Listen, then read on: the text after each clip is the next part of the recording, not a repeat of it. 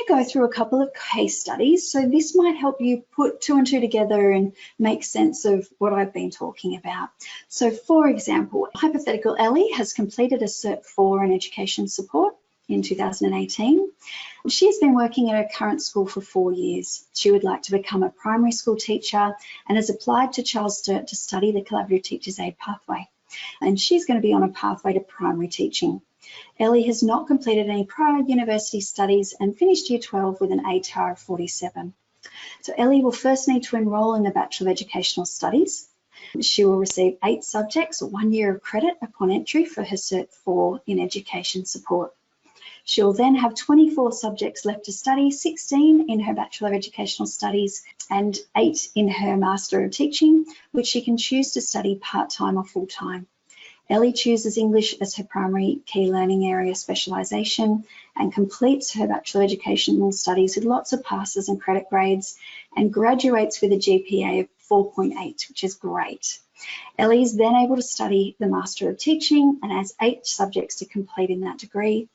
She lives in New South Wales and will be able to apply for conditional approval to teach when she enrolls in her Master of Teaching primary degree.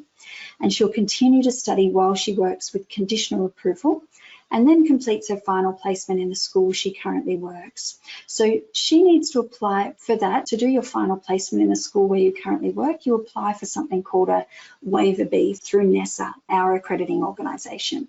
And you should be able to do that in other states. They might have a different type of waiver.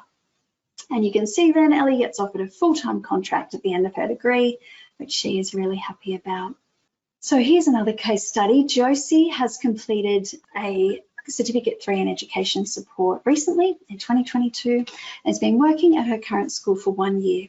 She'd like to become a secondary school teacher and has applied to Charles Sturt to study the CTAP program on a pathway to secondary teaching.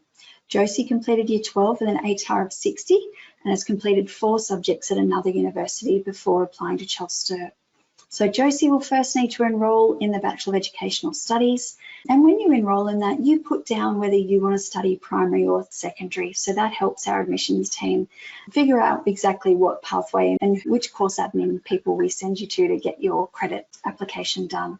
Josie will receive 8 subjects or a year of credit upon entry into the Bachelor of Educational Studies for her Cert 3, and she'll also receive 4 extra subjects credit for her previous university subjects, which is really great. So she'll receive 12 subjects of credit all up and only has 20 subjects left to study, 12 in her Bachelor of Educational Studies and 8 in her Master of Teaching. So she can choose to study part-time or full-time, and she's choosing to specialise in HSIE or HAS as her first teaching area. So Josie does really well and completes her Bachelor of Educational Studies with lots of distinction and high distinction grades and graduates from her Bachelor of Educational Studies with a GPA of 6.2 out of 7, which is fantastic. Josie can then apply to study the Master of Teaching and has 8 subjects to complete before she can graduate as a qualified teacher. Now, Josie lives in Victoria, and so she's able to apply for conditional approval to teach when she's in her final semester of the master's degree. So she'll continue to study while she works with conditional approval and completes her final placement in the school where she currently works as well. So one of the placements has to be done outside of the school where you work, and the other can be done in the school where you work. Usually, at the moment, they're allowing us to do that. So hopefully that continues.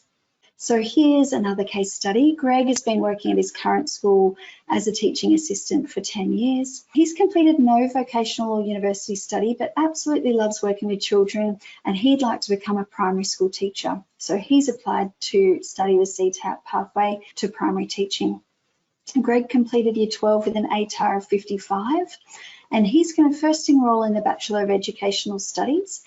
He has more than 2 years of work experience. So once you have 2 years of work experience in any field, that allows you to gain entry into the Bachelor of Educational Studies as well. It's a really good introductory pathway degree. He doesn't necessarily need the ATAR of 55.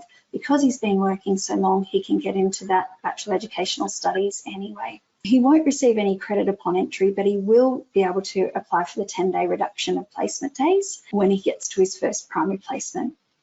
Greg's going to have 32 subjects to study, and he can choose to study those part-time or full-time. He's going to specialise in English as his key learning area, and he completes his Bachelor of Educational Studies with lots of pass grades, but a couple of fail grades, which he had to repeat those subjects to pass them. And then he graduates from his Bachelor of Educational Studies with a GPA or grade point average of 3.8. So Greg's eligible to apply to study the Bachelor of Teaching Primary rather than the Master of Teaching Primary, and has 8 subjects to complete in that degree before he can graduate as a qualified teacher. He lives in New South Wales and can apply for conditional approval to teach when he's in his final year of his Bachelor of Teaching Primary, which is actually almost at the beginning of the Bachelor of Teaching Primary if he's studying full-time. He continues to study full-time while working as a TA, and applies for conditional approval to teach just at the end of that, rather than teaching full-time under conditional approval and doing his study. He waits, he just works as an SLSO or a teaching assistant for most of that year, and then in the last semester he applies for conditional approval, which is sometimes a really good way to go, so you're not too stressed throughout your degree. His principal then offers Greg a temporary contract, which is really great. We're seeing a theme here with principals being very generous and offering lots of employment at the end.